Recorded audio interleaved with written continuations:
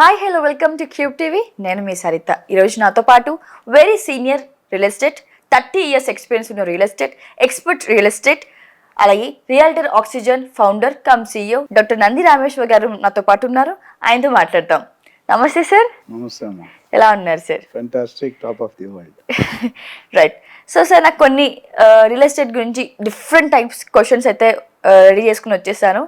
So మరి మొదటిగా real estate హైదరాబాద్లో గతం కంటే ధరలు పెరిగినాయా తగ్గాయా? ఇవన్నీ పెద్ద పెద్ద క్వశ్చన్లు అడిగి మీరు 5 నిమిషాల్లో పరిగెట్టమంటే ఎట్లా పరిగెట్టాలి?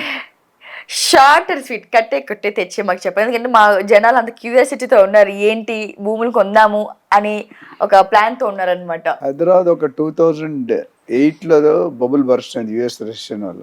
దాని తర్వాత ఎప్పుడు కూడా ముందడిగే కానీ వెనకంజలేదు.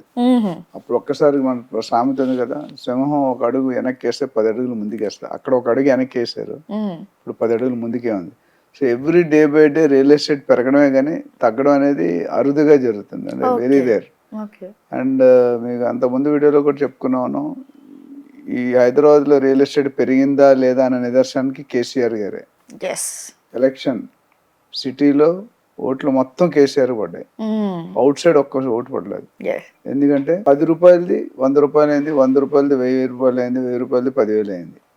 So all citizens of Hyderabad or all public of Hyderabad are very happy with the previous government. Having said that, మరి ఇప్పుడు కేసీఆర్ గారు లేరు కదా, రేవంత్ రెడ్డి గారు అంతకంటే ఫాస్ట్ పరిగెడదామన్న ఉత్సాహం కనిపిస్తుంది, ప్లాన్ ఉంది. సో రేట్స్ అనేది నాకు తెలిసి వెరీ షార్ట్లీ నిన్న మన ఎలక్షన్ వచ్చినాయి. సో పాత గవర్నమెంట్ మొత్తం కొట్టుకుపోయింది, కొత్త గవర్నమెంట్ సగం వచ్చింది, బీజేపీ వాళ్ళు సగం వచ్చినట్టున్నారు రఫ్గా. సో ఇప్పుడు ఏం చేస్తారంటే వీళ్ళకి రియల్ ఎస్టేట్ డెవలప్ చేయాలనేది మొదటి నుండి డే 1 నుండి రేవంత్ రెడ్డి గారు చెప్తున్నారు. నా రియల్ ఎస్టేట్ నాకు అవగాహన ఉంది, నాకు ఫుల్ నాలెడ్జ్ ఉంది, నా మ్యాక్సిమం ఫోకస్ రియల్ ఎస్టేట్ మీదే ఉంటుంది. సో రేట్లు అనేది హైదరాబాద్లో పెరిగిందా తగ్గిందా, హైదరాబాద్ తగ్గింది అనేది మైండ్లో తీసేసండి, పెరిగిందా ఎంత పెరిగిందని అడగాలి మీరు. సో గత 7 నుండి 8 నెలలుగా రియల్ ఎస్టేట్ రేట్లు పెంచలేదు. దానికి కారణం ఏంటంటే ఎలక్షన్ కోడ్, అసెంబ్లీ ఒకసారి వచ్చింది, లోక్సభ ఒకసారి వచ్చింది, దానివల్ల కొద్దిగా 5-6 నెలలు చాలా అంటే స్టాగ్నేట్ అయిపోయింది, రేట్లు పెంచలేదు.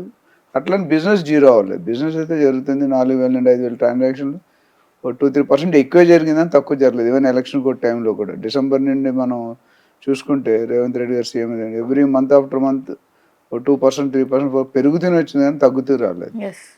ఇప్పుడు మెయిన్ ఏంటంటే స్టాంప్ అంటే భూమి వాల్యూస్ పెంచాలని లాస్ట్ టైం మనం మాట్లాడుకున్నాం. ఒక ఎక్సర్సైజ్ అయితే గవర్నమెంట్ వారు చేస్తారు సంబంధిత అధికారులు. అదేవిధంగా స్టాంప్ డ్యూటీ, రిజిస్ట్రేషన్ ఛార్జెస్ పెంచాలని కూడా ఆలోచనలో ఉన్నారు.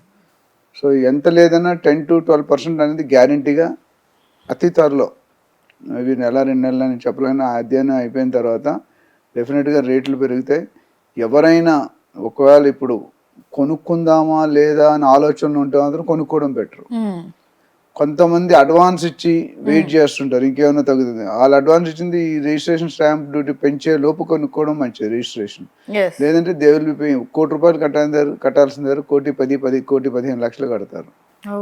There is straight increase of 10 and భూమి రేట్లు పెరుగుతున్నాయి కాబట్టి ఇంకా వాల్యూ పెరుగుతుంది.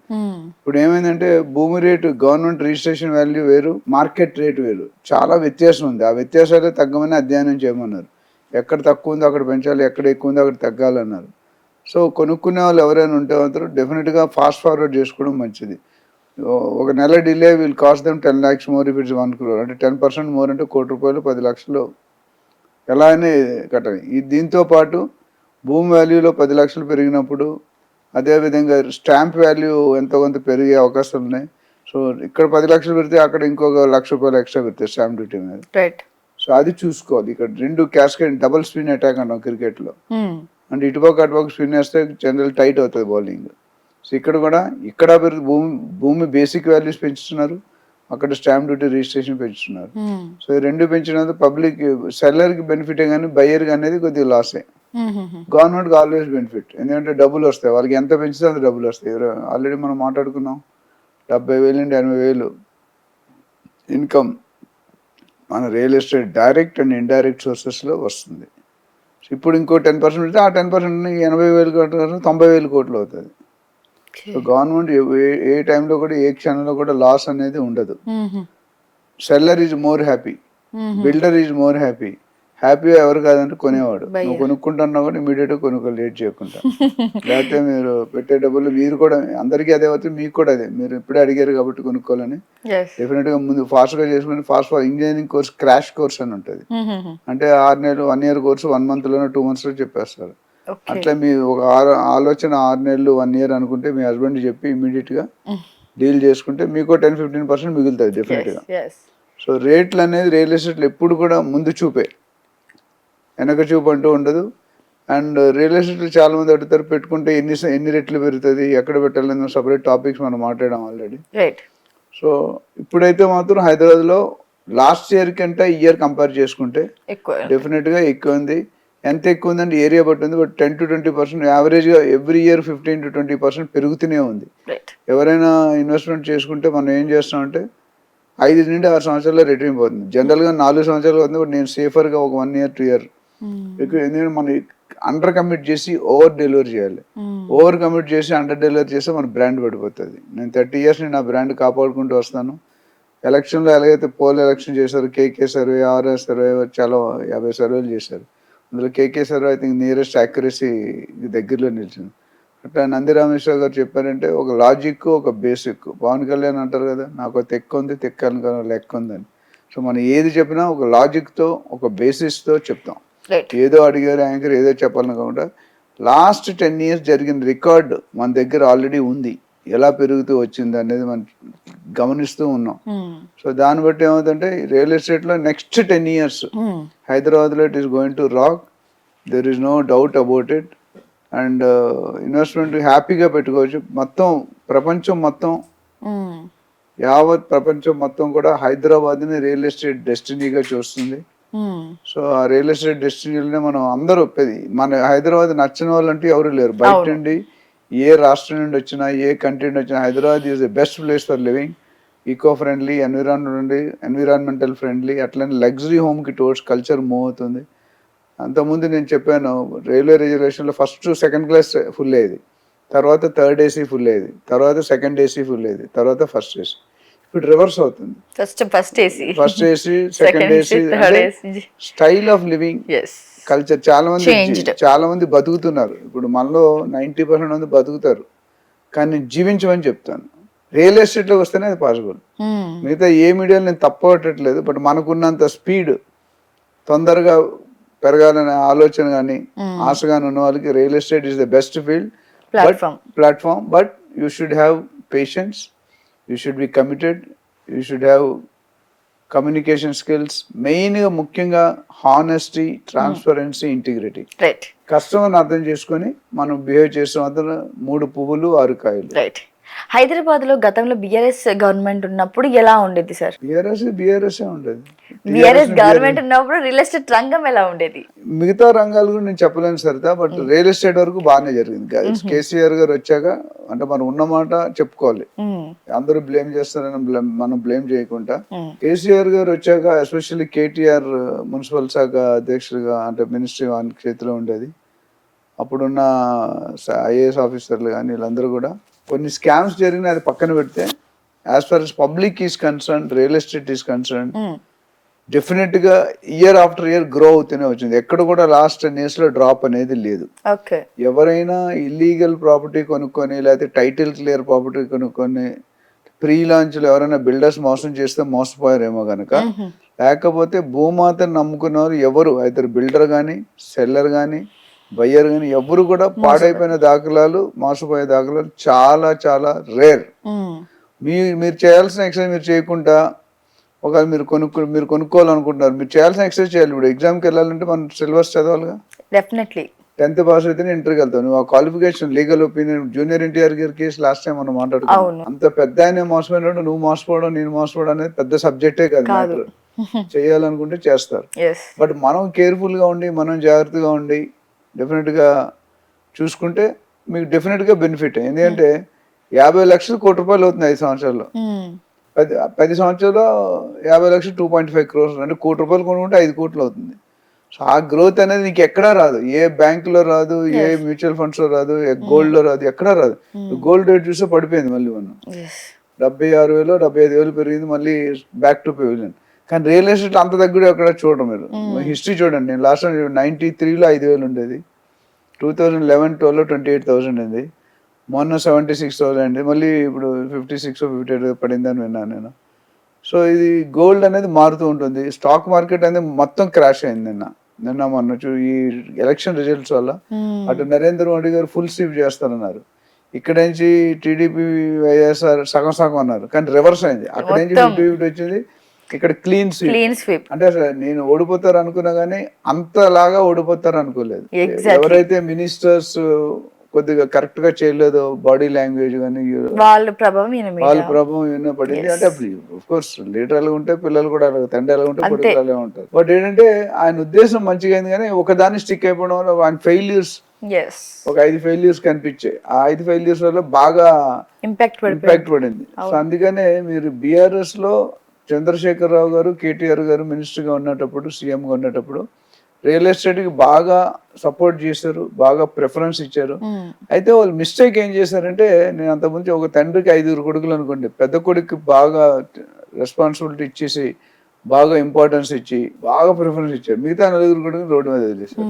అదే జరిగింది. అంటే దానికి అన్న అర్థం ఏంటంటే మెయిన్ సిటీలో ఫోకస్ పెట్టి, అది కూడా సిటీలో హైదరాబాద్ ఒక భాగం, వెస్ట్ జోన్ అనే భాగంలో బాగా హైపై కోకాపేట, నియోపాలిస్ అన్ని కూడా 80 కోట్లు 100 కోట్లు వెళ్ళిపోయింది. బట్ మిగతా దాంట్లో 10 కోట్లు కూడా వెళ్ళలేదు. ఇప్పటికీ మీరు చూసుకుంటే ఆ రేట్లు రాలేదు. ఎక్కడ కోకాపేటకు వచ్చిన రేటు ఇంకెక్కడికి రాలేదు. ఇండియాలోనే పెద్ద షాకింగ్ ఫిగర్. ఏపీ ఎలక్షన్ ఎంత ఇంపార్టెంట్ అయిపోయిందంటే మొత్తం ఎంటైర్ కంట్రీలో AP elections is going to create record create చేస్తారు. అదే విధంగా Pawan Kalyan has become a main person. ఏ పార్టీ కూడా 100% ఓట్లు వచ్చిందంటే జనసేన పార్టీకి. అండ్ నాకు తెలిసి వాళ్ళు డెఫినెట్ గా కొన్ని 3, 4, 5 ఎన్నో మినిస్ట్రీలు అయితే ఇస్తారు అనుకుంటాను నేను. అండ్ సెంట్రల్ లో ఇప్పుడు మనం major party, Pawan Kalyan became a bridge between BJP and TDP. ఆయన గానీ ఆ రోజు జైల్లో ఇనిషియేట్ తీసుకోపోతే ఈ రోజు అట్లా ఉండదు. సో రియల్ ఎస్టేట్ డెఫినెట్ గా మన పాత టైంలో పాత వైఎస్ఆర్ ఉన్నట్టు బాగా దెబ్బతిన్నది, బాగా మందుకు కూడా అయిపోయింది. ఎక్కడ 1-6 ఏరియాలు తప్ప ఎక్కడ కూడా పెరగలేదని విన్నాం. బట్ బీఆర్ఎస్ అట్లా జరగలేదు, ఎవ్రీ ఇయర్ పెరుగుతూనే ఉంది.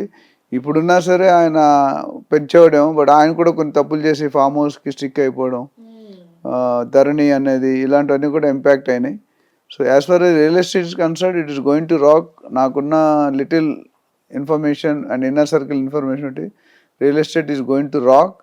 ఇంతవరకు గత 10 సంవత్సరాల్లో ఏ విధంగా అయితే పెరిగిందో దానికి రెట్టింపుగా పెరిగే అవకాశం ఉంది. ఎందుకంటే మనకు ఓఆర్ఆర్ కంప్లీట్ చేయడానికి చాలా టైం పట్టింది. RRRకి అంత టైం పట్టదు అనేది పోయింది. 3 years టార్గెట్ పెట్టారు. 3 years అయితే 5 years లేనా ఇట్స్ అంటే మనకి పెరగడానికి పెద్ద ఆస్కారం. ఇది గోల్డెన్ గిఫ్ట్ అని చెప్పాను నేను. మన RRR అనేది ఒక పెద్ద గిఫ్ట్. ఓఆర్ఆర్ అనేది ట్రాఫిక్ తగ్గించింది. RRR అనేది ల్యాండ్ అవైలబిలిటీ ఎక్కువ చేస్తుంది. ఎందుకంటే ఓఆర్ఆర్ టు RRR ఇప్పుడు ల్యాండ్ అవైలబిలిటీ ఫర్ సేల్ ఇంతవరకు రాలేదు. ఇప్పుడు ఆ మధ్యలో 30-40 కిలోమీటర్ డయామీటర్లు ఏదైతే వచ్చిందో అది అవైలబుల్ ఉంటే నార్మల్ సామాన్యుడు కొనుక్కునే పరిస్థితి ఉన్నది. సో ఎవరైనా ఇన్వెస్ట్ చేసుకోవాలి, ఇంకా దీని మీద డీటెయిల్స్ కావాలంటే మనల్ని సంప్రదించాలి. రైట్. సో బీఆర్ఎస్ ప్రభుత్వం ఉన్నప్పుడు చాలా క్లియర్గా ఎక్స్ప్లెయిన్ చేశారు సార్. సో మరి కాంగ్రెస్ ప్రభుత్వం వచ్చాక ఎలా ఉంది రియల్ ఎస్టేట్ రంగం, ఎలా ఉంది? 2x2 12 ఇళ్ళు 6 సినిమా వచ్చింది. అంటే ఆ తేడానే చాలా బాగా వివరించారు. ఈ గవర్నమెంట్ వచ్చాక ఏమైనా చేంజెస్ కనిపించాయా మీకు? డెఫినెట్ గా కనిపించాము. గవర్నమెంట్ టేకెన్ ఇన్ఫాక్ట్ వాళ్ళకంటే దూకుడుకి వెళ్తున్నారు. ఓహో. ఒకప్పుడు సునీల్ గవాస్కర్ అని ఆయన క్రికెట్ ప్లేయర్ ఉండేవాడు, ఆయన పెద్ద రికార్డ్ అనుకున్నాం. తర్వాత మహేందర్ సింగ్ ధోని వచ్చాడు, తర్వాత విరాట్ కోహ్లీ వచ్చాడు. ఇంకా అట్లా పోతుంటే చాలా ఉన్నాయి. వీళ్ళు ఎంత పిచ్చోళ్ళు అంటే చాలా మంది ఏమంటే క్రికెట్లో పిచ్చోళ్ళు ఎంత పిచ్చి అంటే వాళ్ళు అనుకుని సాధించేది వరకు. నాకు కూడా అలాంటి పిచ్చి రేవంత్ రెడ్డిలో కనిపిస్తుంది. ఎందుకంటే ఆయన రియల్ ఎస్టేట్ మీద పెట్టి ఆయనకు ఒకటైతే ఫ్యాక్ట్ తెలిసింది, ఆయనకి ఏంటంటే రియల్ ఎస్టేట్లో డబ్బులు ఉన్నాయనేది, ఇంకెక్కడా డబ్బులు లేవు అనేది క్లారిటీ మొత్తం ప్రపంచం మొత్తం తెలుసు. సో డబ్బులు ఉన్న దగ్గరే హ్యాపీనెస్ ఉంటుంది, గ్రోత్ ఉంటుంది, లైఫ్ ఉంటుంది. సో ఆయన ఏమంటాడంటే కేసీఆర్ గారు ఒక పర్టికులర్ జోన్ 2031 HMDA ప్లాన్ చేశారు. అప్పుడు 2008లో కేసీఆర్ గారు రాకముందే దాన్ని మన వాళ్ళు కంటిన్యూ చేశారు. ఇప్పుడు 2050 స్టేట్ మెగా ప్లాన్, అప్పుడు సిటీ మెగా ప్లాన్ హెచ్ఎండి, ఇప్పుడు మెగా ప్లాన్ అంటే ఆయన తెలంగాణ మొత్తం చేయమంటారు. అంటే ఆయన చేసిన 2-3 చేంజెస్ చెప్పి ఎపిసోడ్ క్లోజ్ చేద్దాం. ఫస్ట్ రాగానే ఆయన ఫార్మా సిటీని రద్దు చేశారు. ఎందుకు? సిటీస్ ఏది ఎయిర్పోర్ట్కి దగ్గర ఉంది కాబట్టి సిటీలో పొల్యూషన్ ఉండకూడదు, అన్పొల్యూటెడ్ ఇండస్ట్రీ ఇక్కడ పెడదాం, పొల్యూటెడ్ ఇండస్ట్రీ వికారాబాద్, జైరాబాద్ అక్కడ దూరంగా, సిటీకి దూరంగా తెరమేద్దామని ఉంది. తర్వాత ఫార్మా విలేజెస్ అన్నారు, ఫస్ట్ రద్దు అన్నారు, తర్వాత షిఫ్ట్ అన్నారు, దాని తర్వాత ఫార్మా విలేజెస్ అన్నారు, ఇప్పుడు ఫార్మా క్లస్టర్స్ అంటున్నారు. అది సెకండ్ మెట్రో అలైన్మెంట్ చేశారు. అదొక ఇంపార్టెంట్. అంటే చంద్రాయన్ ఓల్డ్ సిటీ ఇంతవరకు ఎవరు ఏ గవర్నమెంట్ కూడా ఫోకస్ చేయలేదు. Is the first CM who has taken initiative. ఎందుకంటే ఓల్డ్ సిటీలో మెట్రో వేయడం అనేది చాలా తలకాయ నొప్పి అని. ఎందుకంటే ఎవడు ఖాళీ చేయడు, మసీదులు అన్ని రోడ్లు, పొల్యూషన్ ఎట్లా ఉంటుందంటే మీకు తెలుసు కదా. సైకిళ్ళు ఇప్పటికీ కూడా కార్లు ఉండవు అక్కడ, కార్లు వెళ్ళలేవు, డబ్బులు ఉన్న వాళ్ళు ఉన్నారు, కార్లు వెళ్ళవు. సో దాని మీద ఫోకస్ చేసి ఇటు మియాపూర్, పటాన్చెరు దాకా, అటు చంద్రాయన్ గుట్ట నుండి ఓల్డ్ సిటీ దాకా చేయడం అనేది కోర్స్ కొంతమంది హ్యాపీ లేకపోయినా ఇట్స్ ఎ గుడ్ ఇనిషియేటివ్. అట్లా మెట్రో మీద అనుకున్నాం. దాని తర్వాత ఈ ఫార్మసిటీ అన్నాం. నెక్స్ట్ ఏం చేశాడంటే ఆయన 3 ఏరియాలుగా విభజించారు. Next point, up to ORR urban area, up to ORR నుండి RRR వరకు సబర్బన్ ఏరియా, RRR నుండి స్టేట్ వరకు రూరల్ ఏరియా. సో ఓఆర్ఆర్ వరకు ఆల్మోస్ట్ 80-85% డెవలప్ అయిపోయింది. ఇప్పుడు నెక్స్ట్ డెవలప్మెంట్ అవ్వాల్సిన గ్రోత్ కారిడార్ అంటాం. ఏ ఇండస్ట్రీ కన్నా, ఏ స్టేట్. గ్రోత్ కారిడార్ అంటే ORR to RRR 30-40 kilometer diameter. ORR is 165, RRR is 330+ kilometers diameter. ఆ 30-40 కిలోమీటర్ రౌండ్ ది సర్కిల్ ఏదైతే స్ట్రెచ్ ఉందో అది అవైలబిలిటీకి వచ్చేస్తుంది. ఇప్పుడు డెవలప్మెంట్ జరగబోయేది అంతా కూడా అక్కడే జరుగుతుంది.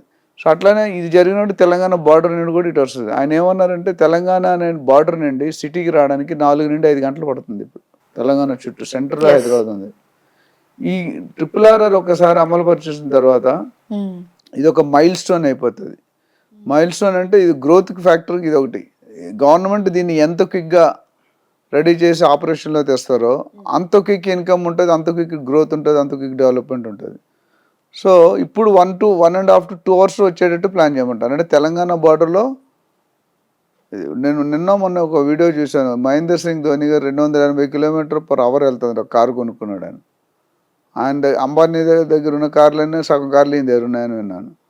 అంటే ప్యాషన్. ఆయన బైక్ కానీ ఆయన ఉన్న మంచిదనం. క్రికెట్ ప్లేయర్స్ ఎవరైనా చుట్టాలు ఇంటికి వెళ్తే అందరికి మంచి కాస్ట్లీ కప్పులు ఇస్తారు, ఆయన మాత్రం నార్మల్ గ్లాస్. ఆయన స్టేటస్ ఎప్పుడు మర్చిపోకుండా. నేను కూడా చాలా వీడియోలో చెప్పాను, నేను ఎప్పుడు రోజు పడుకునే ముందు 30 సంవత్సరాలు 40 సంవత్సరాల ముందు మన కెరియర్లో మన లైఫ్ ఎలా స్టార్ట్ అయింది, అప్పుడు ఎలాగున్నాం, ఇప్పుడు ఎలాగున్నాం కదా, అప్పుడు ఎలాగున్నాం గుర్తుపెట్టుకుని ఇప్పుడు బాగుంటాం, అప్పుడు ఎలాగున్నాం మర్చిపోతే ఇప్పుడు బాగోమన్నాం. అదే జరిగింది వైఎస్ఆర్ గవర్నమెంట్ రాకముందు ఎలా ఉండరు, గవర్నమెంట్ వచ్చిన తర్వాత. సో ఇక్కడికి వచ్చేసరికి డెఫినెట్గా రేవంత్ రెడ్డి ఇలా చాలా ఇనిషియేటివ్స్ ఉన్నాయి. ఇండస్ట్రీ తర్వాత లుక్ ఈస్ట్ సైడ్ డెవలప్ చేయమని, నార్త్ సైడ్ డెవలప్ చేయని ప్లాన్లు ఉన్నాయి. అంటే ఇమీడియట్గా అవుతుందంటే ఇమీడియట్. ఇప్పుడు విజయవాడ హైవే, వరంగల్ హైవే అనేది ఎప్పుడు లాస్ట్ 10 సంవత్సరాలు ఏమీ ఉలుకు పలుకు లేదు. There is no growth. కాకపోతే గ్రోత్ చెయ్యాలి అనేది ఒక ప్లాన్ అయితే మైండ్లో ఉంది. ఇప్పుడు ఈ గత 5 నెలలు అయినట్టుంది, 5 నెలలు 6 నెలలు అయింది. 6 నెలల్లో కూడా రియల్ ఎస్టేట్ సంబంధించినంత వరకు ఆయన మంచి ఇనిషియేటివ్ స్టెప్స్ తీసుకున్నారు. అయితే ఇప్పుడు అన్నీ కూడా అండర్ ప్లానింగ్, అండర్ ఎగ్జిక్యూషన్. అంటే ఎగ్జిక్యూషన్ స్టేజ్కి రాలేదు. ఆయన రియాలిటీ ఎప్పుడు వస్తుందంటే ఈ స్టేట్మెంట్ ఇవ్వడం ఎవరైనా ఇస్తారు. ఓట్లు ఎలక్షన్ అయ్యే ముందు నేను ఇది చేస్తాను అది చేస్తాను, అందులో ఎన్ని చేస్తారు ఎన్ని చేయరు అనేది. ఒకసారి అన్ని చేసినా అయినా పబ్లిక్ యాక్సెప్ట్ చేయరు, ఎక్కడో కొంచెం కొలత. ఇప్పుడు జగన్ గారు మొత్తం 21 స్కీమ్స్ అయినా ఇంట్రడ్యూస్ చేశారు. ఆయన ఆ రోజు ఎలక్షన్ ఓడిపోయిన రోజు మాట్లాడాడు ఆయన ప్రెస్ కాన్ఫరెన్స్. నాకు కూడా బాధ అనిపించింది. ఆయనలో కూడా ఒక రియలైజేషన్ ఫ్యాక్టర్ అనిపించింది. అంటే కొన్ని సైడ్ బాగా చేశారు అందరూ, ఆయన ఉద్దేశం మంచి, కానీ కొన్ని సైడ్ బాగా నెగ్లెక్ట్ చేశారు. ఎప్పుడైనా బ్యాలెన్స్ చేయాలి మనిషి లైఫ్. సీఎంఓ స్టేట్ లీడర్ ఉన్నాడు, మొత్తం స్టేట్ అందరినీ బ్యాలెన్స్ చేయడం కష్టం, బట్ ట్రై చేయాలి. సో ఇక్కడ రేవంత్ రెడ్డి గారు ఏంటంటే, మీరు కాంగ్రెస్లో చూసుకుంటే ఒక ఇంపార్టెంట్ పాయింట్ ప్రజలు తెలిసే ఉంటుంది. ఎప్పుడు కూడా ఇంటర్నల్ కుమ్ములట్టు ఉండేవి కాంగ్రెస్లో. ఒక పెద్దవాళ్ళు చిన్నవాళ్ళు అని లేకుండా ఈయన రేవంత్ రెడ్డి గారు ఏం చేసి అందరు సీనియర్స్ని ఒక లెవెల్లో ఒక ప్లాట్ఫామ్లో పెట్టి కన్విన్స్ చేసి ముందుకు నడుపుతున్నాడు. ఆయనకంటే సీనియర్స్ చాలామంది ఉన్నారు సీఎం అయ్యేవాళ్ళు. బట్ ఈయనకి ఎందుకు ఇచ్చారంటే ఈయనకున్న అగ్రెసివ్ కానీ, ఈయనకున్న పాలసీ కానీ, ఈయనకున్న ప్లాన్ కానీ చూసుకుంటే చాలా క్లారిటీ ఉంది. అండ్ ఆయన తీసుకున్న ప్రతి స్టెప్ కూడా సపోర్ట్ దొరుకుతుంది. RRR కూడా ఎన్నో రోజులు లేకపోతే సెంట్రల్కి వెళ్ళి నేషనల్ హైవే స్టాటస్ అదొక ఇంపార్టెంట్.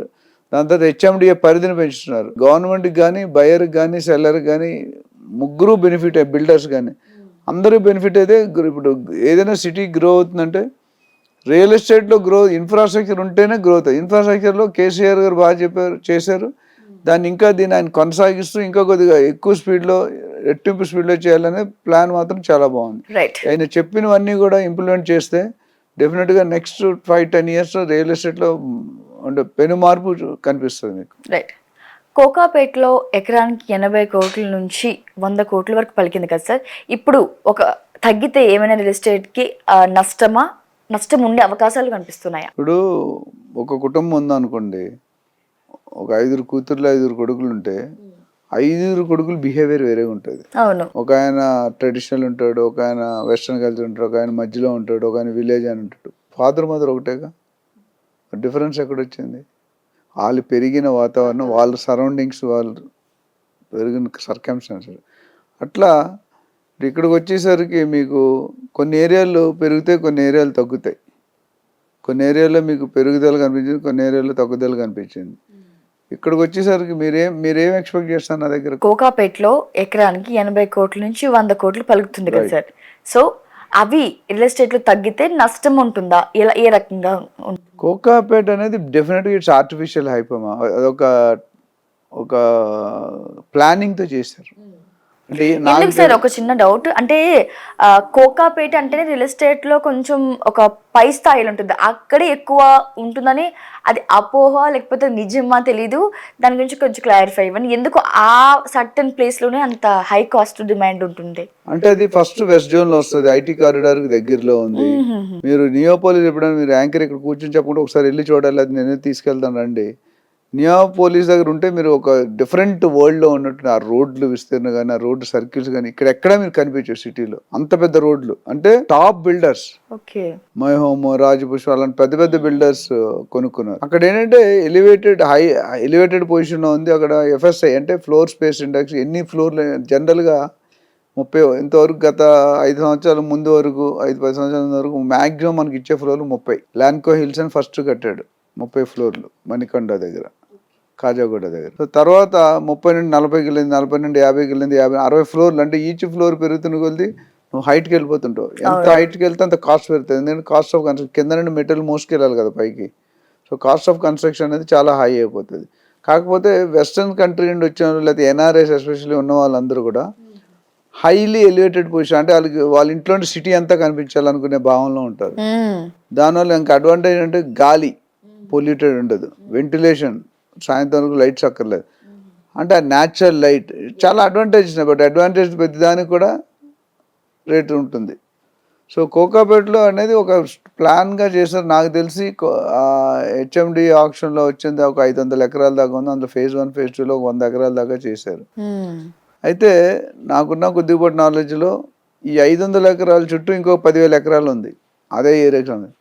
అక్కడ 5 కోట్లు 2 కోట్లు ఉంది. ఇప్పుడు ఈ చెట్టు పేరు చెప్పి కాయలు అమ్ముకోవడం అంటారు కదా, ఈ కోకాపేటని 100 కోట్లు హైప్ చేసి పక్క ల్యాండ్ 5 కోట్లది 10 కోట్లు, 5 కోట్లు 50 కోట్లు చేసుకున్నారు. సో అది logic. Already that industry, that land is purchase పెద్ద పెద్ద political leaders, business men, industrialist వీళ్ళందరూ కూడా కొనిపెట్టుకున్నారు. ఎక్కడైనా గవర్నమెంట్ డెవలప్ అవుతుంటే అది తెలిసింది. ఇప్పుడు యాదగిరి వస్తుందంటే ముందే కొనుక్కున్నారు. ఇప్పుడు షాబాద్ అని ఒక ఏరియా వస్తుంది, దాంట్లో ఎక్కడైతే ఇండస్ట్రీ వస్తుందో ముందు మనకి ఇన్నర్ సర్కిల్ వచ్చి కొనేసుకుంటారు. అమరావతి కూడా అంతే అయింది. చంద్రబాబు నాయుడు గారు అమరావతి చేసినప్పుడు ముందు డెవలప్ చేసుకున్నారు. సో ఇవన్నీ చూసుకుంటే కనుక కోకాపేట రేట్ అనేది నాకు ప్రకారం అయితే ఇట్స్ నాట్ 100% ఫెయిర్ ప్రైస్, చాలా హైక్ అయిపోయింది. సో ఇప్పుడు కొద్ది స్టాండర్డ్ అయింది. బట్ మిగతా రేట్లో అనేది పెరుగుతూనే ఉంది దాన్ని చూసుకొని. సో రియల్ ఎస్టేట్లో పెట్టుబడి పెట్టడానికి మెయిన్ ఉద్దేశం ఏంటంటే అతి తక్కువ టైంలో అతి ఎక్కువ రాబడి ఉండాలి. బ్యాంకులోకి వెళ్తే మీకు 7% వస్తుంది ఇండస్ట్రీ. బ్యాంకులో మీకు సంవత్సరానికి ఇచ్చేది 7.1%.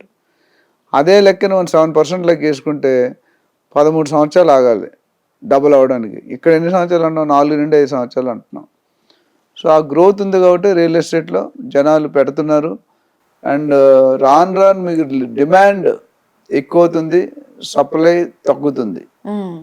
సో డిమాండ్ ఎక్కువ, సప్లై తగ్గుతుంది అంటే రేట్లు. ఇప్పుడు ఈ ORR, RRR డెవలప్ అయిన తర్వాత డిమాండ్ తక్కువ సూచనలు, ఎందుకంటే ల్యాండ్ అవైలబిలిటీ ఎక్కువైపోతుంది. సో ల్యాండ్ అవైలబిలిటీ ఎక్కువైతే ఎప్పుడైతే అయిందో అప్పుడు రేట్లు అనేది నార్మల్ సామాన్య మధ్యతరగతి కుటుంబీకులు కొనుక్కునే పరిస్థితి ఏర్పడుతుంది. రైట్. సో రేవంత్ రెడ్డి గారి ప్లాన్లో అది కూడా ఉంది. అంటే అందరికీ సొంతింటి కళ, నా ఇల్లు, నా ప్రాపర్టీ, నా ప్లాట్ అనగానే ఒక సంతోషం. ఆ సంతోషానికి వెలకట్టలేరు మీరు. అది ఆ సంతోషం 1,00,000 ఉంటుందా 1,00,00,000 ఉంటుందని డిఫరెంట్. సో నేను అదే ఫీల్డ్ లో ఉండే ఇప్పటి వరకు 12,000+ మందిని ప్రాపర్టీ ఓనర్స్ చేశాను. ఆ 12,000 మంది కళ్ళలో ఆనందం చూస్తే నాకు కూడా ఆనందంగా ఉంటుంది. రైట్. ఏపీలో అమరావతిలో ధరలు ఎలా ఉన్నాయి సార్? పెరుగుతున్నాయా తగ్గుతున్నాయా? మొన్నటి వరకు నాకు తెలిసి ఎలక్షన్ కోడ్ వచ్చేంత వరకు కొద్ది తగ్గుమొక్కులోనే ఉన్నాయండి. చాలా మంది ల్యాండ్స్ కూడా అమ్ముకున్నారు. నాకు తెలిసిన 3-4 ఓనర్స్ కూడా హోల్డ్ చేయలేక అమ్మేసుకున్నారు. ఎక్స్ప్రెస్ కొని ఎక్స్ప్రెస్ 10%, 20%, 50% ప్రాఫిట్ కమ్మాలి. అమరావతి 2014లో వచ్చినప్పుడు కొనుక్కున్నారు జనాలు. 19 వరకు చంద్రబాబు ఉన్నారు, ఒక హైప్ పెరిగింది. తర్వాత ఏమైందంటే మీకు 2019లో వైఎస్ఆర్ వచ్చిన తర్వాత అమరావతి అని షిఫ్ట్ అయిపోయింది. వైజాగ్ అని, కర్నూలు అని, ఇట్లా వేరే వేరే రాష్ట్రాలకి ఎగ్జిక్యూటివ్ క్యాపిటల్ అని, కమర్షియల్ ఫైనాన్షియల్ క్యాపిటల్ అని. సో దాంట్లో డెఫినెట్గా డౌన్ ట్రెండ్లోనే ఉంది అమరావతి. మొన్న ఎలక్షన్ కోడ్ వచ్చి ఎలక్షన్ అయినప్పటి నుండి కొద్దిగా బాగా పుంజుకుంది. అయితే అనుకున్నంత పుంజుకోలేదు, బట్ డెఫినెట్గా ఫ్యూచర్లో అయితే పుంజుకుంటుంది. ఎందుకంటే పీపుల్ ఆర్ ఎక్స్పెక్టింగ్. నిన్న పవన్ కళ్యాణ్ గారు ఏదో చూస్తుంటే ఆయన ఒక మాట అన్నారు స్పీచ్లో, జనాలు చూస్తుంటే నాకు భయం వేసి నాకు బాధ్యత పెరిగింది. ఎందుకంటే ప్రతి ఒక్కరు కూడా నేను నీ కోటేసాను, నువ్వు నాకేం చేసావు అని అడిగితే నాకు చెప్పగలిగే సమాధానం ఉండాలి. సో ఆనందం కంటే బాధ ఎక్కువ ఉంది నాకు, మేము చేయగలుగుతాం లేదని అన్నాడు. అది చాలా సెన్సిటివ్ స్టేట్మెంట్. ఎందుకంటే రెస్పాన్సిబిలిటీ ఫీల్ అవ్వాలి చాలా తక్కువ మంది అండి. డబ్బులు వచ్చిన తర్వాత మాట్లాడతాం, డబ్బులు వచ్చిన తర్వాత వాళ్ళే మనకు మాట్లాడతాం. సొంత ఫ్యామిలీ మెంబర్సే వాల్యూ. సడన్ గా మినిస్టర్ అయిపోయా లేకపోతే ఒక పెద్ద బిజినెస్ అయితే మధ్యలో కూర్చుంటుంది, ఇంట్లో ఏం పని కూర్చోబెడతారు. ఆ యాటిట్యూడ్ ఎప్పుడైతే మారిందో మన లైఫ్ లో గ్రాఫ్ పడిపోతుంది. ఎదుగును కొద్ది వదగమని. So Amaravati is going to rock. ఎందుకంటే నౌ డెఫినెట్ గా Amaravati will be the capital back to pavilion. ఎందుకంటే అంతకుముందు ఈ 3 ప్లేసులు చెప్పి 3 సిటీ పేర్లు చెప్పి జనాలు కన్ఫ్యూజన్లో పెట్టి కొన్ని వేల మంది రైతులు ఇబ్బంది పడి ఐ థింక్ సంవత్సరాలు ధర్నాలు చేసి వాళ్ళు అనుకున్నది మళ్ళీ బ్యాక్ సాధించుకున్నారు. గ్రేటెస్ట్ ఎఫర్ట్ ఏంటంటే రైతులు ఎవరైతే ఉన్నారో ఈ ల్యాండ్ ఇచ్చిన అందరూ దినదిన గంట నిద్ర లేని రాత్రులు గడిపారు. ఎందుకంటే ల్యాండ్ ఇచ్చేసారు, వాళ్ళకి ఏం రావట్లేదు, వాల్యూ లేదు, ఇప్పుడు ఏమవుతుంది?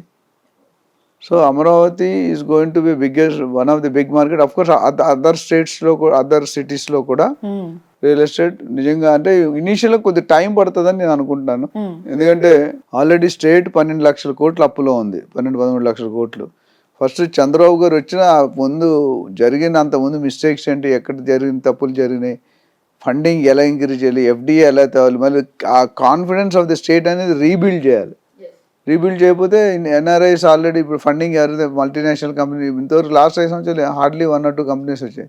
There are no companies, there is no foreign income, there is no employment, there is no. రోడ్లు చూస్తే వరస్ట్ గా తయారు. చంద్రబాబు నాయుడు గారికి ఇది కేక్ వాక్ ఉండదు. ఆయన ఎక్స్పీరియన్స్ అంతనే వాడుకొని బయటకు రావడానికి ఒక సైజబుల్ టైం అయితే పడుతుంది. అది 6 నెలలు పడుతుందా, 1 year పడుతుంది. ఆయన ఎందుకంటే 75 years ప్లస్ ఉన్నట్టున్నారు. ఆయనకున్న ఎక్స్పీరియన్స్ నాకు తెలిసి one of the senior most politician. ఆయన నాలెడ్జ్ ఉపయోగించి ఇప్పుడున్న బీజేపీ కూడా సపోర్ట్ చేస్తుంది అనుకుంటా. ఎందుకంటే అందరూ కలిపి ఒకటే, అపోజిషన్ లేదు ఏపీలో. మీరు చూసుకుంటే అపోజిషన్ కావాలంటే 18 సీట్లు, 10% of the total assembly seats ఉండాలి. మేబీ పవన్ కళ్యాణ్ గారు ఇట్టే కలిసి ఉన్నారు. There is no opposition. ఎవరు అడిగారు ఇప్పుడు 10 మంది 11 మంది పరిస్థితి అంటే they are going to become revenge అంటే ఆయన రివెంజ్ ఏం తీసుకొని తప్పులు చేస్తే పట్టుకుంటాం కానీ పర్సనల్ రివెంజ్ ఏముండదు. సో ఎప్పుడైతే అపోజిషన్ లేదో వాళ్ళ ఫ్రీడమ్ ఉంటుంది. అయితే మంచి డెసిషన్లు తీసుకోవడానికి ఫ్రీడమ్ ఉంటుంది, చెడ్డ డెసిషన్లు ఫ్రీడమ్. చెడ్డ డెసిషన్లు అంటే కొద్దిగా పబ్లిక్ ఉపయోగమైన డెసిషన్ తీసుకుంటే ఏమైంది అనేది తెలిసింది. సో వీళ్ళు నాకు తెలిసి ఆ లెవెల్కి రారనుకుంటాను. సో సిటీ ప్లానింగ్ మొత్తం చూసుకొని 3 మేధావులు ఉన్నారు అక్కడ. పవన్ కళ్యాణ్ గారు ఉన్నారు, చంద్రబాబు గారు ఉన్నారు, నరేంద్ర మోడీ గారు ఉన్నారు. సో 3 కానీ సెంటర్ నుండి వీళ్ళకి సపోర్ట్ ఉంటుంది కాబట్టి హోదా కానీ లేకపోతే మిగతా పెండింగ్ పోలవరం ప్రాజెక్ట్స్ కానీ ఇవన్నీ కూడా తెచ్చుకునే అంటే ఇప్పుడు హోల్డ్ ఉంది. చంద్రబాబు నాయుడు గారు ఏది అడిగితే అది చేయాల్సి వస్తుంది నరేంద్ర మోడీ. ఎందుకంటే ఈయన గవర్నమెంట్ బయటకు వస్తే ఆయన ఇబ్బందులు పడతాడు. ఈ will not become a PM.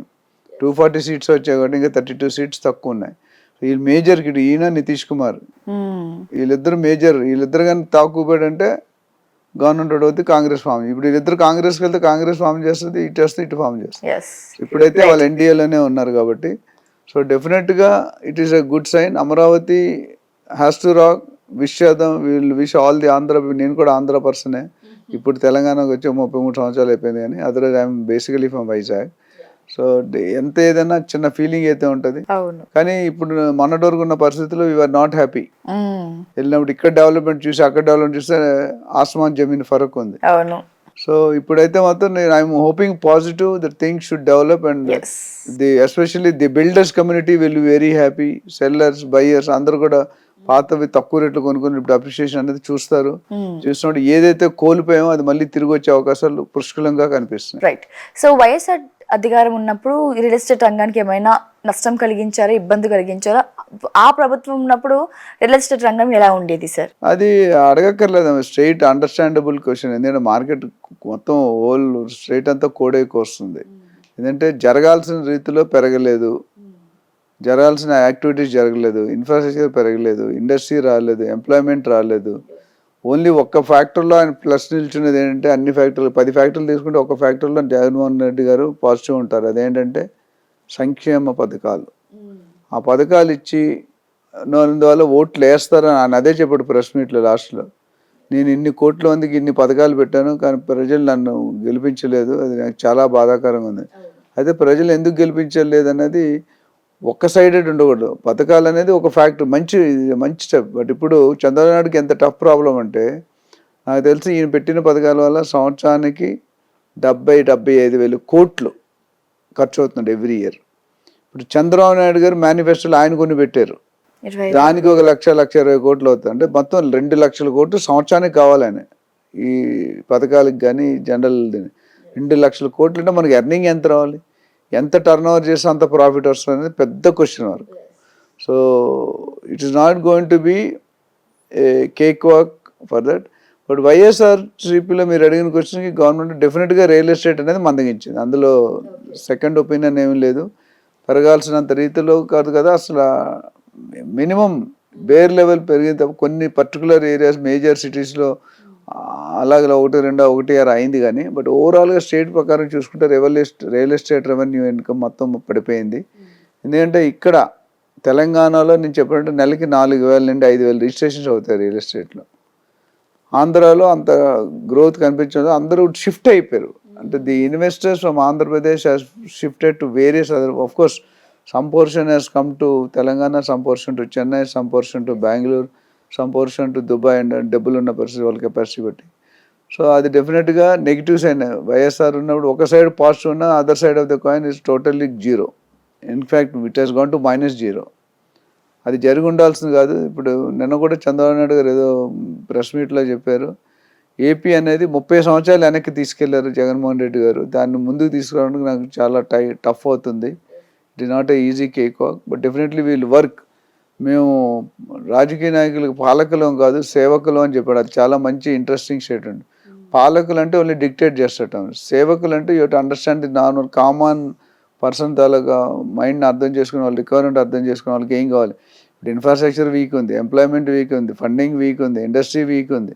So ఇవన్నీ కూడా ఎట్ ఏ టైం అటాక్ చేయడం చాలా కష్టం. Because they have to run the state, they have to generate revenue and they have to increase real estate. Real estate అనేది అందరికీ ACM knowledge ఉన్న లేకపోయినా పెట్ subject.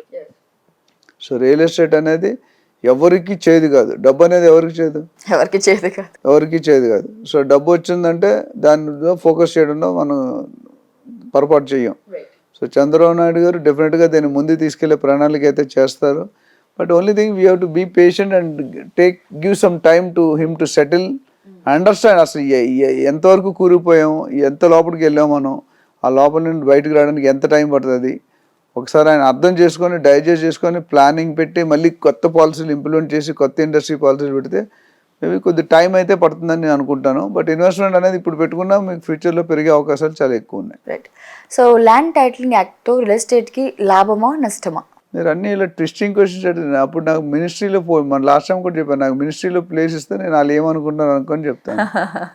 నాకెలా తెలుస్తుంది వాళ్ళు చెప్పేది. ల్యాండ్ టైటిలింగ్ యాక్ట్ అనేది బీజేపీ నీతి ఆయోగ్ అనే బాడీ దగ్గర నుండి వచ్చిందండి యాక్చువల్గా. సో ఉద్దేశం అయితే మంచిదే, నిజంగా అది అనుకున్నట్టు పబ్లిక్ ఫేవర్లో జరిగితే it is a very good policy. It's a benefit to win win situation to all people, government కానీ, బయర్స్ కానీ, సెల్లర్స్ కానీ, ల్యాండ్ ఓనర్స్ కానీ. కానీ ఇక్కడ ల్యాండ్ టైటిలింగ్ యాక్ట్ అనేది అలా జరగలేదు.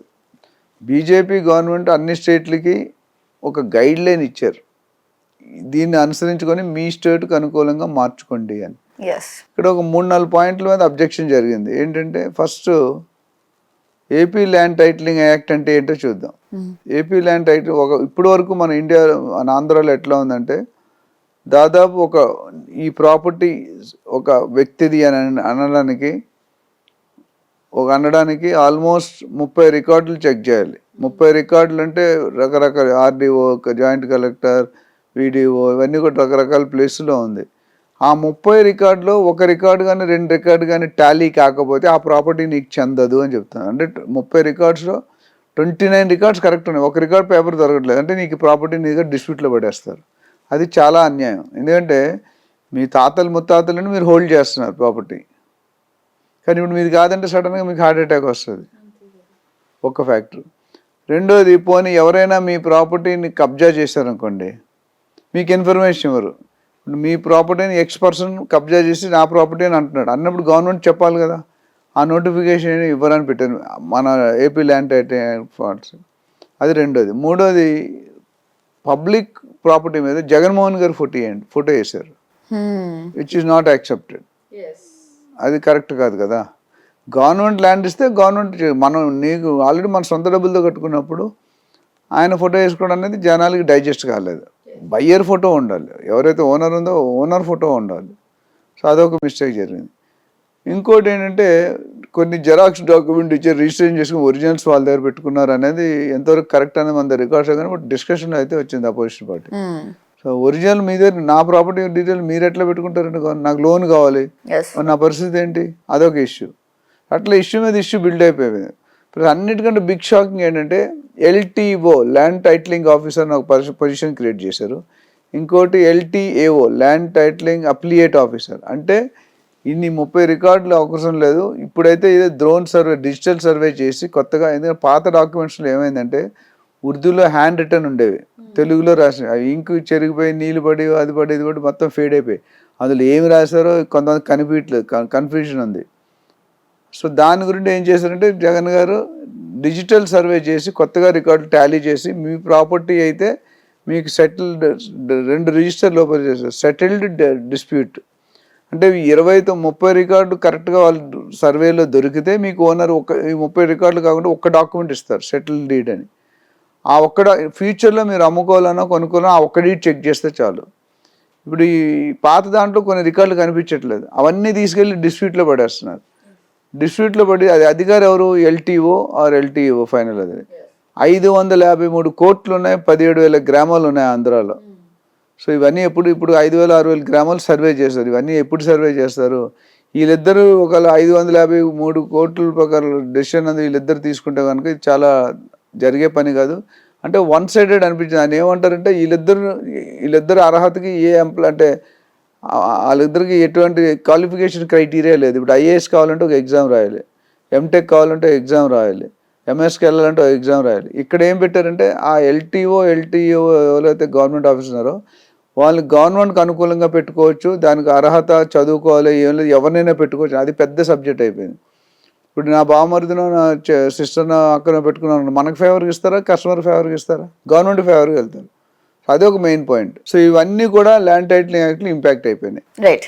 అండ్ చంద్రబాబు నాయుడు గారు వస్తే 2వ సంతకం దాని మీదే పెడతానన్నారు, ఆయన రద్దు చేస్తారన్న. సో ల్యాండ్ టైటిలింగ్ యాక్ట్ అనేది బీజేపీ తెచ్చింది కదా సార్, మరి అది ఏ రాష్ట్రంలో ఆయన అమలు చేసిందో ఇప్పటి వరకు? నా దగ్గర కరెక్ట్ రికార్డ్స్ అయితే లేవు, బట్ నాకు తెలిసి మోస్ట్ ఆఫ్ ది స్టేట్స్లో అండర్ కన్స్ట్రక్షన్ లాగా అండర్ రివ్యూ ప్రాసెస్లో ఉంది. అంటే they are pooling the data, trying test method చేయాలి, పబ్లిక్ ఒపీనియన్ తీసుకోవాలి. నరేంద్ర మోడీ గారు అది ఇచ్చినప్పుడు ఏమన్నారంటే, ఇది ఒకసారి మీరు సర్వే చేసి మళ్ళీ మాకు రీసబ్మిట్ చేయండి, అన్ని స్టేట్లో ఒకేసారి ఇంప్లిమెంట్ చేద్దాం అనేది ఒక టాక్. కాకపోతే ఈయన మరి గవర్నమెంట్ గత 6 నెలలు 5 నెలలుగా హడావిడి ఎక్కువ చేసి హడావిడిగా దాన్ని లాంచ్ చేశారు. ధర్మాన ప్రసాద్ గారు ఒకటి చెప్తున్నారు, మేము ఇంతవరకు లాంచ్ చేయలేదు, ఆల్రెడీ సర్వే చేస్తున్నాం అని. ఇంకొక మినిస్టర్ ఇంకో పొలిటికల్ అధికారి ఏమంటారంటే ఆల్రెడీ 16 సబ్ రిజిస్టర్ ఆఫీస్లో అమలు పరుస్తూ ఉన్నారు. సో అది ఒక పెద్ద కన్ఫ్యూజన్. ఓవరాల్గా అయితే నాకు తెలిసి పబ్లిక్ ఒపీనియన్ తీసుకోవాల్సిన అవసరం ఇది, ఎందుకంటే పబ్లిక్తో సంబంధం. మీరు కేసీఆర్ గారు చూసుకుంటే ధర్ని అని పోర్టల్ పెట్టాడు. ఆయన గవర్నమెంట్ పట్టుకోవడానికి అదొక రీజన్. ప్రాపర్టీ ఓనర్షిప్ అనేది చాలా డేంజర్ అండి. దాన్ని నెగిటివ్ పాయింట్గా వర్కౌట్ అయింది కేసీఆర్ గారు ఓడిపోవడం కారణం ఏంటి? ఫామ్ హౌస్ కట్టుబడి ఉన్నారు, మిగతా సిటీలు డెవలప్ చేయలేదు, ధర్నీ పోర్టల్లో మొత్తం డిక్లేర్ చేయమన్నారు. ఇవన్నీ యాంటీ సోషల్ ఎలిమెంట్స్, అంటే పబ్లిక్కి ఇష్టం లేని పబ్లిక్తో పెట్టుకుంటే, పబ్లిక్తో చెలగడం పెట్టుకుంటే మనకి డిపాజిట్లు ఉండవు. మనకి డిపాజిట్లు కాదు అసలు మొత్తమే గల్లంతే, మన అడ్రస్లే మారిపోతాయి. మళ్ళీ ఆ 150 సీట్స్ నుండి 11 సీట్లకు వచ్చి ఎంత ఇట్స్ నాట్ డైజెస్టబుల్, అనూహ్యమైన మార్పు. అమలుపరచడంలో నాకు తెలిసి ఫుల్గా కావాల్సిన సర్వే కానీ కావాల్సిన ఎక్సర్సైజ్ కానీ చేయలేదనేది నా, అందుకని అది ఫెయిల్ అయింది. నిజంగా వాళ్ళు పబ్లిక్ ఒపీనియన్ తీసుకొని ఇలా చేస్తాం అనుకుంటాం, మీ అబ్జెక్షన్ అంటే రియాక్షన్ చూడాలి. ఇప్పుడు గవర్నమెంట్ ఎప్పుడైనా పెట్రోల్ రేట్ పెంచాలనుకోండి ఏం చేస్తారు? 10 రూపాయలు పెంచుతున్నాం అని చెప్తారు. వాళ్ళు పెంచాల్సిన మైండ్లో 5 రూపాయలే. ఇమ్మీడియట్ అపోజిషన్ పార్టీ ఏమంటారంటే 10 రూపాయలు టూ హై అంటారు. వాళ్ళు పెంచాల్సిన ఎంత? 5 రూపాయలు. వాళ్ళు చెప్పింది ఏంటి? ఫీలర్ రూమర్ వదులుతారు market. Government is increasing 10 rupees per litre petroleum from June or July 2024. ఈ 15 రోజులు అపోజిషన్ రేస్తుంది. నో అంత రేట్ ఎలా పెట్టారు తట్టుకోలే అంటే ఎంత పెట్టాలంటే 5 రూపాయలు 4 రూపాయలు అంతే. వాళ్ళకి కావాల్సింది అదే. ఏ గవర్నమెంట్ రాయేస్తారు. అట్లా ఇక్కడ కూడా రాయేసినప్పుడు ఏంటంటే ఫీలింగ్స్ వచ్చి మనం మాడిఫై చేసుకోవచ్చు. ఇక్కడ ఇలా జరగలేదు, డైరెక్ట్ డిక్టేటర్షిప్ అయిపోయింది, హిట్లర్ రూల్ అయిపోయింది. అక్కడ కొద్ది ఇబ్బంది పడి నాకు తెలిసి ఇంకొద్ది అధ్యయనం చేయాల్సిన అవసరం ఉంది. అయినా ఏపీ వరకు చంద్రబాబు నాయుడు గారు వస్తే తీసేస్తానని కమిట్ అయ్యాడు ఆయన. మెయిన్లో మేనిఫెస్టోలో కూడా పెట్టినట్టు గుర్తు. అది తీసేస్తే ఇంకా ప్రాబ్లమే ఉండదు. అంటే వాళ్ళు ఏమంటారంటే ఇది పెట్టినందువల్ల గవర్నమెంట్కి బెనిఫిట్ కానీ ఇండివిజువల్ ఓనర్కి బెనిఫిట్ కాదు. ఆయన కోర్టులో వెళ్ళి ఫైట్ చేసుకోవడం, కింద లెవెల్ కోర్ట్స్ వెళ్ళకూడదు, డైరెక్ట్ హైకోర్టుకి వెళ్ళాలి. చాలా అంటే ఆ సెక్షన్ చూసుకుంటే చాలా వన్ సైడెడ్ సెక్షన్లా ఉన్నాయి. సో ఇవన్నీ ఉండకుండా ఉంటేనే బెటర్. రైట్. ఇప్పుడు మరి ఏపీలో అధికారంలోకి కూటమి వచ్చింది కదా సార్, మరి ఈ ల్యాండ్ టైటిలింగ్ యాక్ట్ అనే చట్టాన్ని మరి అమలు చేస్తుందా? లేదు, అది ఆల్రెడీ ఏపీ వరకు అయితే నాకు క్లారిటీ ఉంది. ఎందుకంటే చంద్రబాబు నాయుడు గారు ఆల్రెడీ ఎలక్షన్ ముందే చెప్పారు, నేను కనుక వస్తే ఫస్ట్ సంతకం కాకుండా రెండో సంతకం ఏపీ ల్యాండ్ టైటిలింగ్ యాక్ట్ రద్దు చేయమని పెడతాను. సో అందులో క్లియర్, అందులో ఆలోచించాల్సింది ఏం లేదు. It's a clear answer. విశాఖపట్నంలో రియల్ ఎస్టేట్ ఎలా ఉంది సార్? అంటే ధరలు పెరుగుతున్నాయా తగ్గుతున్నాయా, లేదంటే ఆ వాతావరణం ఎలా ఉంది విశాఖపట్నంలో? అందులో మీకు డౌట్ ఉండకూడదు, క్వశ్చన్ అడిగేముందో తెలియాలి. ఇప్పటి వరకు కథ జరిగింది వేరు, ఇటు నుండి జరగబోయే కథ వేరు. బిగ్ బాస్ ఎవరో ఆయన ఉంటారు సోహెల్, ఇక్కడ నుండి కథ వేరు ఉంటుంది. చిరంజీవి గారి ఇంటి మటన్ వచ్చినట్టు చెప్తాడు కదా. సో నేను అన్నది ఏంటంటే ఇప్పటి వరకు జరిగిన కథ స్టోరీ వేరు, ఇప్పటి నుండి జరగబోయే కథ వేరు.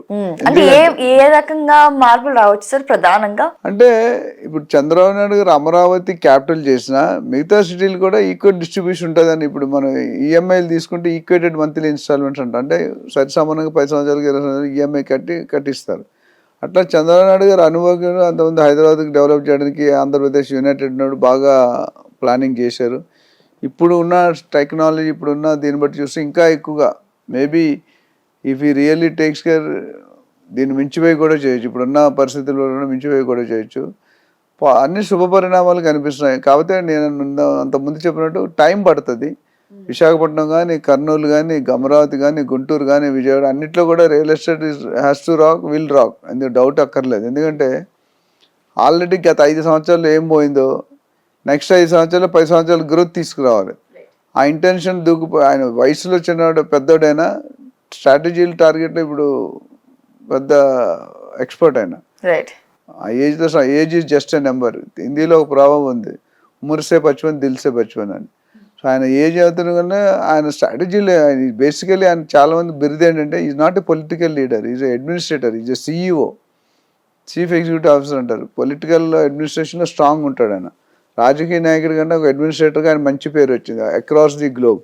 అటు బిల్ క్లింటన్ వచ్చినా, ఎవరు ఎన్ని సీఎం అంటే white and president other international వచ్చినా ఈ has lot of respect, is a world level figure. ఆయన బ్రాండ్ అనేది బాగా ఉంది. సో విశాఖపట్నం వరకు విశాఖపట్నం ఉన్న బెనిఫిట్ అంటే హైదరాబాద్ కంటే ఎక్కువ బెనిఫిట్స్ ఉన్నాయి. సీ టు ఎయిర్ అన్నీ ఉన్నాయి, మనకి సీ లేదు. వైజాగ్ సీ టు ఎయిర్ అంటే naval base, eastern naval command వైజాగ్లో ఉంది. అట్లా ఎయిర్ ఫోర్సు, ఆర్మీ అంటే అసలు లేనిదంటూ ఏం లేదు, అవును. లేదు. సీ టు ఎయిర్ అంటే సముద్రం నుండి ఆకాశం వరకు అన్ని ఫెసిలిటీస్ ఉన్నాయి ఆయన దగ్గర. సో దాన్ని ఎలా మాడిఫై చేయాలి, ఎందుకంటే ఏరియాస్ కూడా ఉంది, ల్యాండ్ కూడా నోట్స్లో ఋషికొండ ఎక్కడైతే జగన్ గారు క్యాంప్ ఆఫీస్ అది కట్టుకున్నారు ఆయన ఇల్లు ఏదో ఒకటి. So Vizag is going to grow. అటు పెందుర్తి, గోపాలపట్నం, సింహాచలం, వేపగుంట అటు ఉన్నాయి, కొత్త వలస. అంటే మనకి ఎలాగైతే పాసిబిలిటీస్ విశాఖపట్నం కూడా అన్ని పక్కల గ్రోత్ ఉంది. ఇటు ఇటు తగరపులస, విజయనగరం, శ్రీకాకుళం, భోగాపురం అని కొన్ని ఏరియాలు ఉన్నాయి. ఆ ఏరియాలన్నీ కూడా ఇప్పుడు ఎయిర్పోర్ట్ పెట్టినందువల్ల అక్కడ భోగాపురం మా బ్రదరాలకి ల్యాండ్ మొన్నే హైప్ వేస్తే అమ్మేశారు. కానీ అనుకున్నంత హైప్ జరగలేదు. అది కానీ ఒకసారి ఎయిర్పోర్ట్ కానీ స్టార్ట్ అయింది అనుకోండి, ఎయిర్పోర్ట్ శంషాబాద్ రాకముందు శంషాబాద్లో ఏమీ లేదు, ఎయిర్పోర్ట్ వచ్చాక చుట్టుపక్కలన్నీ రేట్లు పెరిగిపోయి ఇప్పుడు 1,50,000 2,00,000 ల్యాండ్ చెప్తున్నారు గజం. సో అదేవిధంగా విశాఖపట్నం డెఫినెట్గా it's going to go in terms of real estate.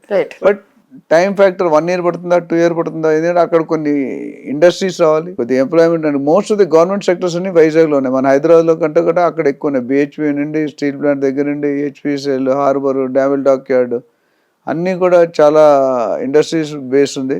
అయితే ఐటీ అంత మనలా పుంజుకోలేదు. ఈయన వస్తే ఈయన ఐటీ ఎక్స్పర్ట్. ఈయన మనం ఐటీ స్టార్ట్ చేసిందే చంద్రబాబు నాయుడు, తర్వాత కేటీఆర్ గారు డెవలప్ చేశారు. But initial stone laid down by Chandrababu గారు. సో ఆయన సైబర్ టవర్స్ రౌండ్ బిల్డింగ్ ఇప్పుడు కూడా నాకు ఎవరైనా బయట చుట్టాలు వస్తే సైబర్ టవర్స్ కంటే పెద్ద పెద్ద బిల్డింగ్స్ ఉన్నాయి ఫైనాన్షియల్ డిస్ట్రిక్ట్, అది అడగరు. చంద్రబాబు నాయుడు 1997-6లో సౌండ్ బిల్డింగ్, ఆ బిల్డింగ్ చూపిరంటారు. So that has the landmark. అది కట్టిన తర్వాత ఆ ఏరియా చుట్టుపక్కల పెరిగిపోయింది. అలాంటిది అక్కడ కూడా ఏదో వండర్ చేస్తే డెఫినెట్గా చేస్తాడని అనుకుంటున్నాను. గ్రో అవుతుంది. Being my place of birth and all that, I will be more than happy. We wish AP government that they should develop and make the investors happy there. So real estate రంగం ఏపీలో బాగుంటుందా sir, లేకపోతే తెలంగాణలో బాగుంటుందా? ఇవన్నీ ఇరకాటం పెట్టే క్వశ్చన్లు అడుగుతాను. ఈ గవర్నమెంట్, ఆ గవర్నమెంట్, కోపం ఆ గవర్నమెంట్, ఈ గవర్నమెంట్. మీ అంచనా ప్రకారం మీకున్న ఈ 30 years ఎక్స్పీరియన్స్ లో మీకు ఏది బాగా అనిపించింది? అంటే రియల్ ఎస్టేట్ అనేది నేను చెప్పాను అంతకుముందు, రోటీ కపడా మకాన్ ఒకలో ఒక భాగం, తిండి బట్ట గూడు.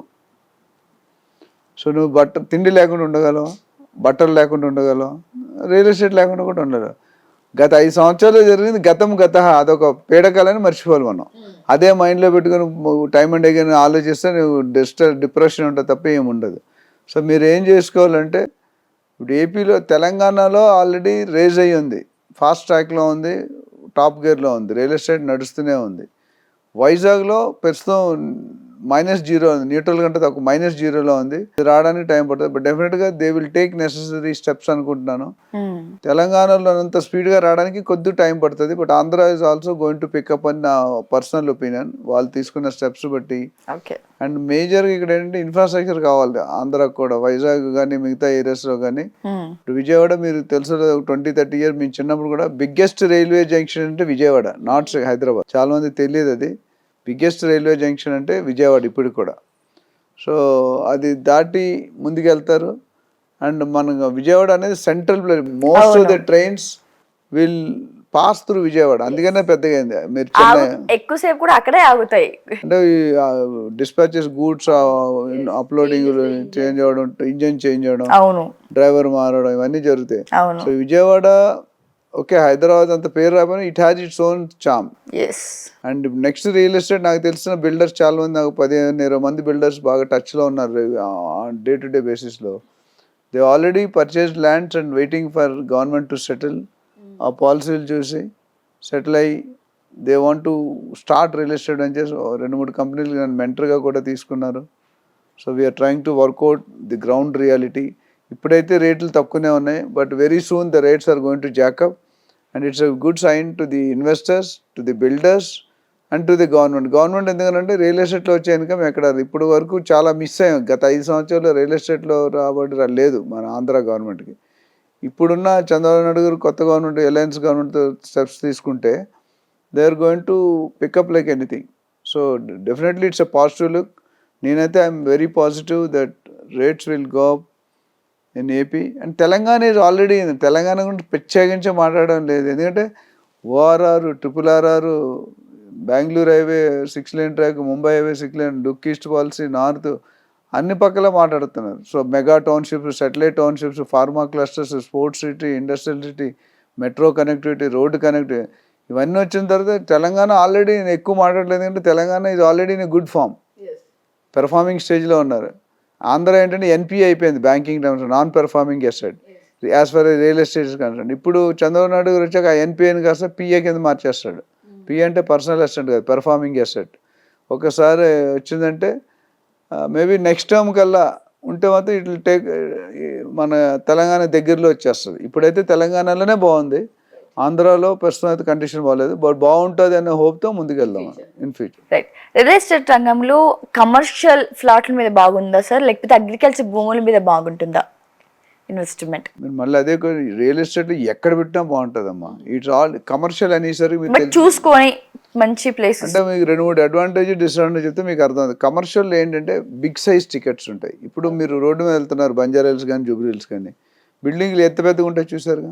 అవును. ఒక్కొక్క building floor 10,000 square feet, 5,000-6,000 square feet ఉంటుంది. ఒక స్క్వేర్ ఫీట్ 25,000-30,000-40,000 ఉంటుంది. ఇప్పుడు 10,000 పెట్టి అడుగు 30,000 పెట్టి కొనండి, ఎన్ని కోట్లు కావాలి? 30 కోట్లు కావాలి. పోనీ సగం ఫ్లోర్ తీసుకున్నా 15-20 కోట్లు. ఎంతమంది దగ్గర 15 కోట్లు ఉన్నదని బిగ్ క్వశ్చన్ మార్క్. సో డెఫినెట్గా కమర్షియల్లో రిటర్న్స్, రెసిడెన్షియల్లో మీరు చూసుకుంటే ₹1,00,00,000 పెట్టి ఒక ఫ్లాట్ కొనుక్కున్నారు అనుకోండి, దాన్ని అద్దెకిస్తే ఎంత వస్తుంది అనుకుంటున్నారు మీరు? 20-25,000 వస్తుంది. ₹1,00,00,000 అంటే ఎంత పర్సెంటేజ్? 12 × 25,000, 3 లక్షలు. ₹1,00,00,000 పెడితే 3% వస్తుంది, 2.5-3%. అదే మీరు కమర్షియల్లో పెట్టుకుంటే 5-6% మినిమం వస్తుంది. ఎందుకంటే రెంటల్ వాల్యూస్ ఎక్కువ. మా ఇంటి దగ్గర బంజారా హిల్స్ ఉంది, ఒక square feet area ₹250, 3,000, 12 inches by 12 inches, 1 feet by 1 feet, ₹300, ₹350, ₹250 rent. రెసిడెన్షియల్లో 10-20-30 కంటే ఎక్కువ రాదు. సో రెసిడెన్షియల్లో ఆల్వేస్ మీరు అగ్రికల్చర్ అడిగారు కూడా, అగ్రికల్చర్లో ల్యాండ్స్ బాగుంటాయి, ఎందుకంటే తక్కువ రేట్లో ఉంటాయి. ఇప్పుడు ఈ వ్యవస్థలో ఏం చేస్తారంటే గవర్నమెంట్ వాల్యూస్ చాలా తక్కువ ఉంటాయి. ₹1,00,00,000 ల్యాండ్ మార్కెట్ వాల్యూ అయితే 5 లక్షలు 10 లక్షలు ఉంటుంది government value. So agriculture perception వేరు. మీరు తీసుకొని పండించుకునే స్తోమత ఎవరికి ఉంది? ఇప్పుడు సిటీలో అసలు వరి పంట అంటే ఏంటో తెలియదు, పప్పులు ఎట్లా ఉంటే తెలియదు, మొక్కజొన్న ఎట్లా ఉంటే తెలియదు, పువ్వులు ఎలా ఉంటాయి అంటే ఎప్పుడు చూడలేదు కదా మన పిల్లలు. మేము చిన్నప్పుడు అన్ని చూసాం, పొలంలోకి వెళ్ళే ఒక ఐడియా ఉంది. నాకు కూడా అది ఎక్స్పర్ట్ కాదు, బట్ బేస్ ఐడియా ఉంది. ఇప్పుడున్న పిల్లలకి ఆ ఐడియాస్ కూడా లేవు, అసలు వరి అంటే ఏమిటో తెలియదు వాళ్ళకి. ఇప్పుడు మనం తీసుకెళ్ళాం కదా, అంతా ఏసీ రూములు, ఏసీ బస్సులు, ఏసీ సినిమాలు, ట్రైన్లు, అంతే కదా. రైట్. సో చివరిగా సార్, సో హైదరాబాద్లో రియల్ ఎస్టేట్లో పెరగాలంటే ఏం చేయాలి? ఇలాంటి టిప్స్ ఒక 2-3 మా కోసం. అంటే హైదరాబాద్ ఇప్పుడు మీరు చూసుకుంటే చాలా వ్యాలిడ్ క్వశ్చన్స్ అవుతుంది, ఎందుకంటే చాలా టఫ్ క్వశ్చన్ కూడా ఇది, గవర్నమెంట్కి రిలేటెడ్. బట్ నాకు తెలిసిన ఒపీనియన్ షేర్ చేసుకుంటాను. హైదరాబాద్లో పెరగాలంటే ఇప్పటి వరకు మీరు చూసిన హైదరాబాద్ వేరు, ఇటుపై చూడబోయే హైదరాబాద్ వేరు. ఎందుకంటే ఈ స్టేజ్ ఈ హైదరాబాద్ రావడానికి 60-70 సంవత్సరాలు పట్టింది మనకి. ప్రతి సీఎం నందమూరి తారక రామారావు గారు, అంతకుముందు నేదురుమల్లి జనార్దన్ రెడ్డి, సో రాజశేఖర రెడ్డి, మొత్తం బెల్ట్ అంతా కూడా అందరూ కూడా రియల్ ఎస్టేట్కి ఇంపార్టెన్స్ ఇచ్చారు, పెంచుతూ పోయారు. ఇవాళ ఒక్కరోజు ఇచ్చిన పెరుగుదల కాదు, కేసీఆర్ రాకముందు కూడా రేట్లు పెరుగుతున్నాయి. బట్ కేసీఆర్ గారు హైలైట్ చేసుకున్నారు, ఆయన ఒక స్టాంప్ ముద్ర వేసుకున్నాడు కోకాపేట నియోపాలిస్ మీద. సో ఓవరాల్గా చూసుకుంటే government has to have a vision, ఒక మైల్ స్టోన్ ఉండాలండి. ఎప్పుడైనా నేను చెప్తాను, మన దగ్గర రియల్ ట్రాన్సాక్షన్లో division called training session, investor session. ఇన్వెస్ట్మెంట్లో ఏం చెప్తామంటే మెయిన్ నేను ఫోకస్ చేసేది ఇన్వెస్ట్మెంట్ ఎవరికైనా సజెస్ట్ చేసేట్టు సేఫ్టీ, సెక్యూరిటీ, అప్రిషియేషన్. ఇది ఇన్వెస్టర్కి ఇంపార్టెంట్. ట్రైనింగ్ ఒక ఏజెంట్కి ఏమి ఉండాలంటే నాలెడ్జ్ ఉండాలి వాళ్ళకి, ఎక్కడ ఏం జరుగుతుంది డెవలప్మెంట్. అట్లా రోల్ క్లారిటీ, గోల్ క్లారిటీ ఉండాలని చెప్తుంది. ప్రతి మనిషికి కెరియర్లో ఒక రోల్ క్లారిటీ ఉండాలి, ఒక గోల్, అంటే మన బాధ్యత ఏంటి, మనం ఏం చేయాలి అనేది. సో ఇక్కడ గవర్నమెంట్ వచ్చే వరకు ఏమవుతుందంటే వాళ్ళు ఒక లాంగ్ టర్మ్ ప్లాన్లో, ఇప్పుడు నెక్స్ట్ 5 years రేవంత్ రెడ్డి గారు ఉంటారు అనుకోండి మోస్ట్లీ. సో ఇప్పుడు వరకు చేసింది బాగా జరుగుతుంది, కానీ ఇటుపైన చేయాల్సి ఇంకా అతి వేగంగా చేయాలి, మంచి లేటెస్ట్ టెక్నాలజీ తీసుకోవాలి. ఇప్పుడు మీరు చూసుకుంటే ఒక విషయం నెగిటివ్ పాయింట్ అనిపించేది అంటే బంజారా హిల్స్ కూడా అంత కాస్ట్ చేయరు, 3-4 లక్షల గజం.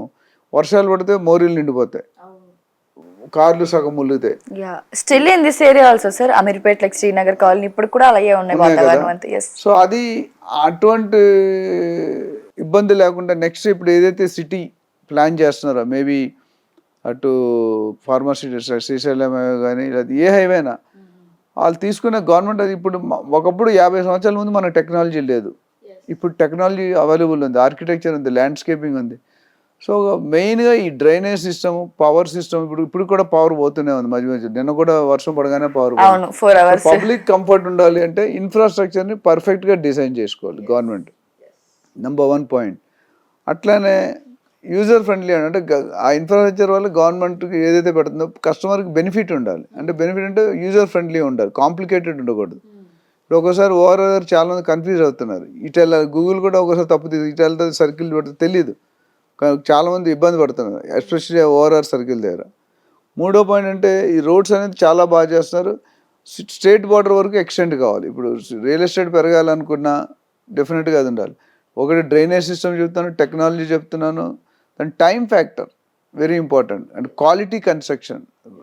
ఇంకా కొన్ని ప్లేసుల్లో ఇప్పుడు ఫ్లైఓవర్స్ అవసరం ఉంది నా ప్రకారం. సిటీలో కూడా ట్రాఫిక్ జామ్ చాలా, ఒకప్పుడు పంచగుట్టలో విపరీతంగా ఉండేది, ఫ్లైఓవర్ పెట్టాక అట్లనే సెకండ్ హార్ట్ ప్యాట్నీ దగ్గర ఒక వెళ్ళాలంటే ఏడుపు వచ్చేది. చాలా ప్లేస్ కవర్ చేశారు, బట్ ఇంకా కవర్ చేయాల్సిన ప్లేసెస్ చాలా ఉన్నాయి. వేరెవర్ అంటే హైవేస్ కానీ, లేదా బ్రిడ్జెస్ కానీ, ఫ్లైఓవర్స్ కానీ, ఇవన్నీ కూడా ఎక్స్టెండ్ చేసుకొని మంచి డ్రైనేజ్ సిస్టమ్ పెట్టుకొని. ఎందుకంటే టెంపరేచర్ వైజ్ బాగుంది, కలామిటీ బాగుంది, ఫుడ్ కల్చర్ బాగుంది. సో కొన్ని లేటెస్ట్ టెక్నాలజీ వాడి latest and eco friendly. And మీరు ఇప్పుడు మూసీ నదిని డెవలప్ చేస్తూ ఉంటారు, అది టూరిజం పాయింట్ చేయడం, ఇది గుడ్ సైన్. అండ్ మూసీ నదికి వెళ్తే వాసన వస్తుంది, అది ప్యూరిఫై చేస్తుంటే చాలా ఇంపార్టెంట్. సో ఇలాంటివన్నీ చేసుకుంటే డెఫినెట్గా it is going to have an advantage. Right, thank you sir, thank you so much for your valuable time.